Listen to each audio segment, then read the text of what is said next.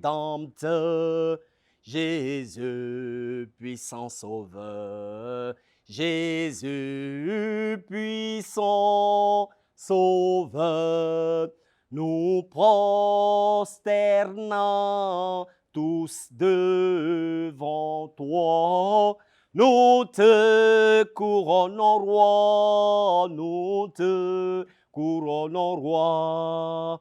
C'est toi, Jésus, c'est toi que nous couronnons roi.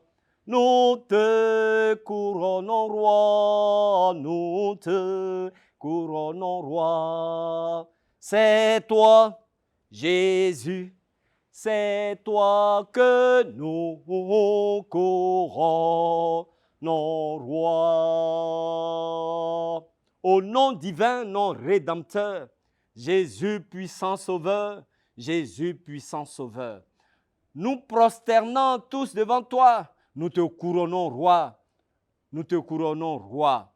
C'est toi Jésus, c'est toi que nous couronnons roi. Fidèles téléspectateurs de Espérance TV, la télévision de l'Église méthodiste unie Côte d'Ivoire, d'ici et d'ailleurs, je vous salue en cette mi-journée. Soyez bénis et merci pour votre fidélité à notre rendez-vous. Un cantique, un message pour connaître les histoires derrière nos cantiques, pour connaître les témoignages derrière nos cantiques. Un cantique, il a deux messages. Il y a le message du texte du cantique et il y a le message de l'histoire du cantique. Il est bon de joindre ces deux messages pour chanter avec plénitude ces cantiques. Alors, bénissons le Seigneur qui permet que je puisse m'adresser à vous. Demandons-lui de guider ces instants, de conduire toutes choses pour sa seule gloire au nom puissant de Jésus. Alors, ce merveilleux cantique, au nom divin, nom de Rédempteur, est tiré des recueils À toi la gloire au numéro 79, Gloire à Dieu au numéro 60 et Sur les ailes de la foi au numéro 652. Le titre en anglais c'est All Hail the Power of Jesus' Name. All Hail the Power of Jesus' Name. Que tous saluent, que tous reconnaissent la puissance, que tous témoignent de la puissance, que tous s'inclinent devant la puissance du nom de Jésus. Alléluia. Voici ce cantique dont le texte est tiré de Actes des Apôtres au chapitre 4, le verset 12 que je lis. C'est lui seul qui peut nous sauver. En effet, dans le monde entier, Dieu n'a donné aux hommes personne d'autre pour nous sauver. Oui, c'est Dieu seul qui peut nous sauver. C'est Jésus seul qui peut nous sauver. Et aucun autre nom n'a été donné dans les cieux, sur la terre, même sous la terre, au nom de qui nous devons être sauvés. All hail the power of Jesus' name. Ce cantique a été écrit par le révérend pasteur Edward Perron Scott. Ce cantique a été écrit probablement entre 1779 et 1780 et il a été publié dans 3166 recueils de cantiques, d'où sa popularité. Notre révérend pasteur Scott est né en 1726 à Sandridge, dans le Kent, en Angleterre. Il a fui la persécution en France avec ses parents pour s'installer en Angleterre. Prédicateur éloquent, il a travaillé avec Charles et John Wesley, dont il était l'ami pour le réveil. Il a écrit 36 cantiques. Il est décédé le 2 janvier 1792 à Canterbury, dans le Kent, en Angleterre, à l'âge de 66 ans. La traduction a été faite par le révérend pasteur Charles Rochedieu, un Suisse, auteur du guide du lecteur de la Bible en 7 fascicules.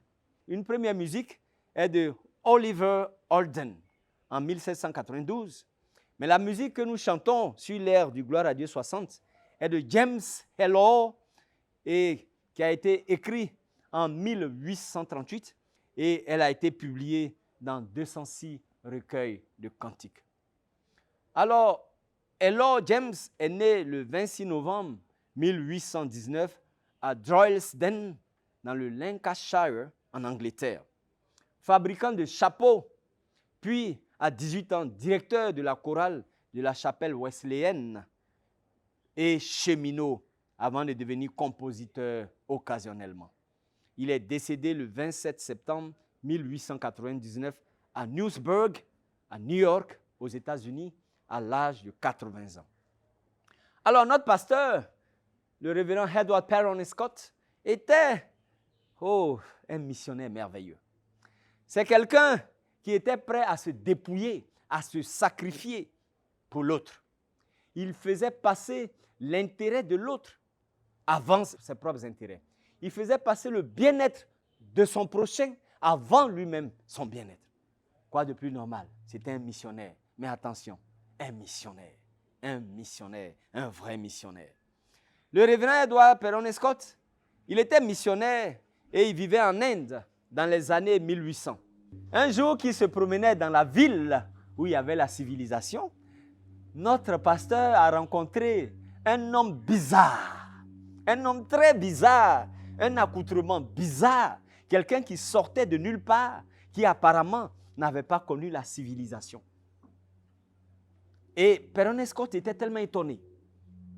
Il a pris des renseignements. Mais qui est ce monsieur bizarre? D'où vient-il? Est-ce aussi un Indien? Mais pourquoi est-il vêtu comme ça? Pourquoi est-il ceci, cela?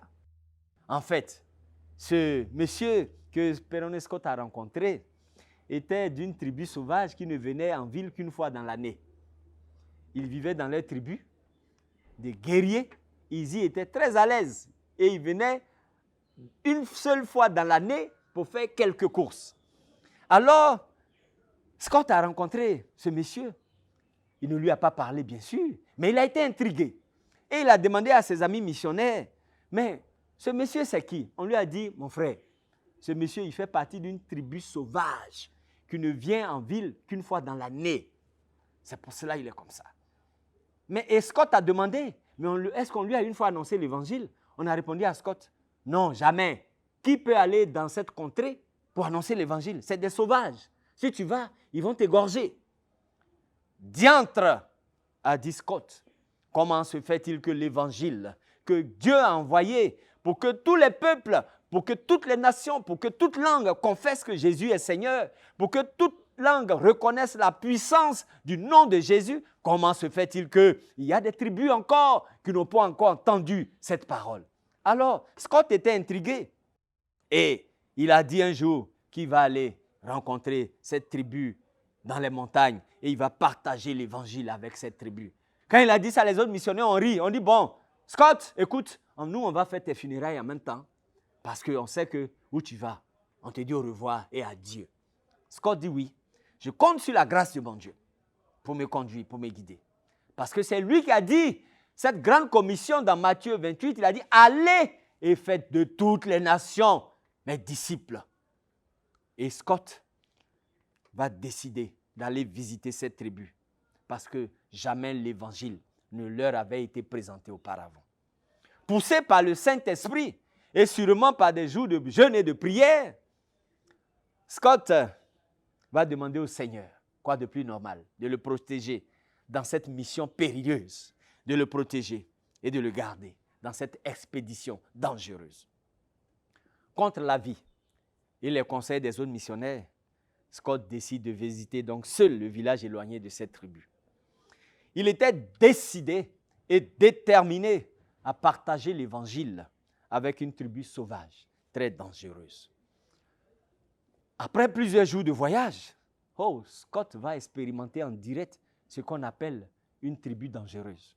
Il va se trouver nez à nez, face à face, avec un grand groupe de guerriers sauvages en pleine expédition de guerre, qui très rapidement, ce groupe-là l'a encerclé, chacun pointant sa lance sur sa poitrine. Ils ont capturé notre missionnaire et ils l'ont ramené au camp chez eux et ils menaçaient avec insistance de le tuer.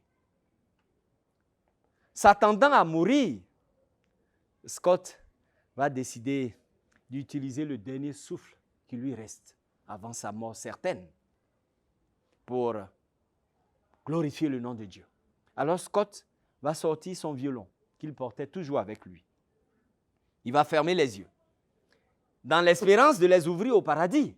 Donc il ferme les yeux et Scott se met à frotter les cordes de son violon. Il dit, je vais jouer ce cantique. Peut-être que je vais remuer quelque chose dans le cœur de ces guerriers. Et Scott joue son cantique pour glorifier le nom de Dieu. Il commença à jouer, à chanter son cantique dans la langue des Indiens. Il y était missionnaire. Il maîtrisait leur langue. Il commence à jouer son cantique. Et il chantait « Que tous reconnaissent et s'inclinent devant la puissance du nom de Jésus. Laissez les anges se prosterner en tombant genoux à terre. Apportez le diadème royal et couronnez le Seigneur de tous. Apportez le diadème royal et couronnez le Seigneur de tous. » Alléluia. Voici Scott, en pleine mission, qui chante ce cantique. Il dit que tous reconnaissent et s'inclinent devant la puissance de Dieu. Il parlait à des puissants guerriers. Il a chanté la première strophe. Il a entamé la deuxième. Que toute langue et toute tribu répondent à son appel. Alléluia. Il était en face d'une tribu sauvage, guerrière, dont on parlait. Prêt à mourir, il dit il va remuer. Il dit sa vie appartient au Seigneur. Mais il va remuer quelque chose dans le cœur. Comme le cantique parle à l'âme, parle au cœur. Et il va chanter le deuxième couplet. Que toute langue et toute tribu répondent à son appel. Oh, une manière indirecte de leur dire, vous, puissants guerriers, répondez à l'appel du Seigneur Jésus-Christ. À lui soit toute la majesté. Et couronnez-le, le Seigneur de tous. Après avoir chanté donc le premier couplet, le deuxième si poignant, avec des paroles d'évangélisation puissantes, il commença le quatrième couplet. Mais Scott réalisa qu'il était encore debout. Lui qui avait fermé les yeux, s'attendant à les ouvrir au paradis, il était encore debout. Il n'en croyait pas. Il était debout, bien vivant. Et tout autour de lui était d'un calme paisible. Scott, se sentant vivant, va donc ouvrir les yeux. Il va ouvrir les yeux. Oh, alléluia, comment Dieu est puissant. Comment Dieu est grand. Comment Dieu garde ceux qui annoncent l'évangile. Il dit qu'ils sont beaux sur les montagnes, les pieds de ceux qui annoncent l'évangile. Et Scott a allé annoncer l'évangile. Dieu ne pouvait pas le laisser. Il ouvre les yeux et il voit les lances de ces puissants guerriers à terre. Il voit tous ces puissants guerriers à genoux, vaincus, désarmés, des larmes aux yeux. Tous ces puissants guerriers venaient de capituler devant le puissant guerrier. Alléluia. Tous ces puissants guerriers à qui l'évangile n'avait jamais été annoncé parce qu'ils étaient barbares sauvages. Scott, à qui on avait prédit les funérailles, la mort, on avait déjà fait ses funérailles par anticipation. Scott voit tous ces puissants guerriers capituler, désarmés devant le puissant guerrier, Jésus-Christ. Ceux-ci lui demandaient de rejouer, de chanter encore le cantique. Et Scott va rechanter le cantique. Que toute langue et toute tribu répondent à son appel. À lui soit toute la majesté. Couronnez le puissant guerrier. Couronnez le Seigneur Jésus-Christ, le roi de tous. Et ces puissants guerriers vont demander à Scott, écoute Scott, nous on est ici. Personne ne nous a parlé de ce roi. Mais l'apôtre Paul disait, mais comment peuvent-ils donner leur vie au Seigneur s'il n'y a personne pour lui annoncer l'évangile? Et comment peut-on lui annoncer l'évangile s'il n'y a personne pour être envoyé? Et Scott est resté. Ils lui ont dit, Scott, présente-nous ce nouveau roi. Nous, on ne le connaît pas. Ce nouveau roi que tu chantes. Couronnez le roi, Seigneur de tous. Présente-le nous. Nous, on ne le connaît pas. Et Scott est resté. Il a vécu parmi eux pendant 2 ans et demi, partageant avec eux l'amour de Dieu et aidant beaucoup d'entre eux à se convertir au christianisme. Le nom de Jésus est puissant pour nous sauver, nous protéger, nous soutenir et nous secourir.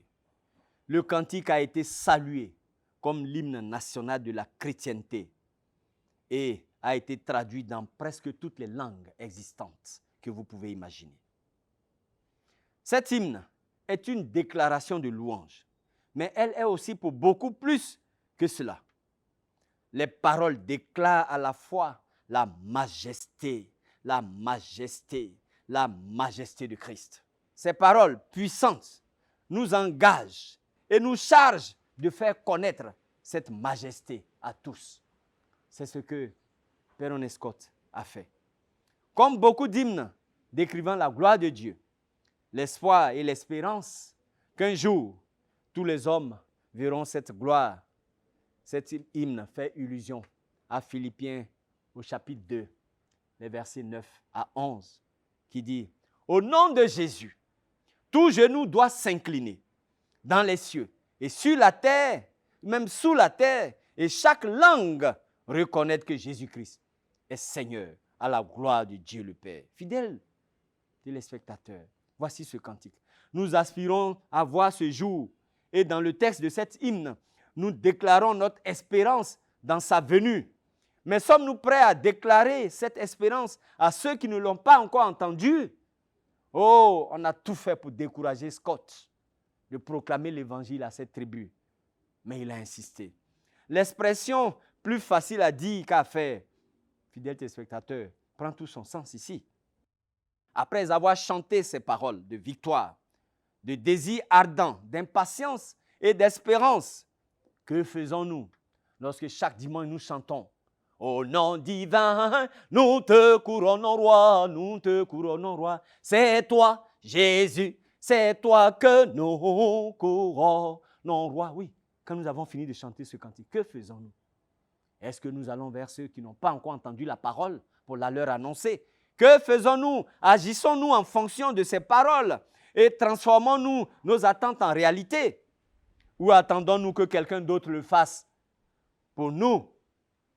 Oui, tous ces missionnaires qui étaient en Inde, ils attendaient que Père Scott le fasse pour eux.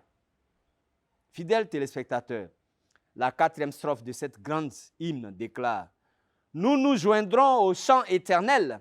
Et éternel signifie, fidèles téléspectateurs, que nous aussi nous faisons partie de ce chant en ce moment.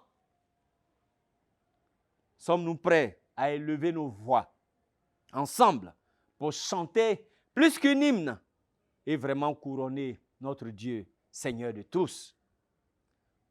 Ô semences de la race choisie d'Israël, maintenant rachetée de la chute, reconnaissez celui qui vous a sauvé par sa grâce et couronnez-le Seigneur de tous. Saluez, reconnaissez celui qui vous a sauvé par sa grâce et couronnez-le Seigneur de tous. Oh, qu'avec toute la foule sacrée, nous puissions tomber à ses pieds un jour. Nous nous joindrons au chant éternel et le couronnerons Seigneur de tous. Fidèles téléspectateurs, voici ce merveilleux cantique d'Edward Sperone Scott qui nous invite à proclamer l'évangile, quelles que soient les circonstances, à couronner Jésus roi, à proclamer cet évangile à toute langue, à toute tribu. Oh, Daliopo, c'est plus facile à dire qu'à faire. Que fais-tu pour proclamer cet évangile? Racheté au prix de ton sang, ô Sauveur tout-puissant, ô Sauveur tout-puissant, sauvé par grâce, par la foi, nous te couronnons roi, nous te couronnons roi. C'est toi, Jésus, c'est toi que nous couronnons roi. Nous te couronnons roi, nous te couronnons roi. C'est toi, Jésus, c'est toi que nous couronnons roi. Oui, fidèles téléspectateurs, couronnons Jésus-Christ, roi des rois. Proclamons partout, à toute langue, à toute tribu, à nos voisins, à nos amis, que Jésus-Christ seul, il est le nom qui a été donné sur cette terre, au nom de qui nous devons être sauvés. Soyez salués, soyez encouragés. Et d'ici à la prochaine, que Dieu nous garde au nom puissant de Jésus. Amen.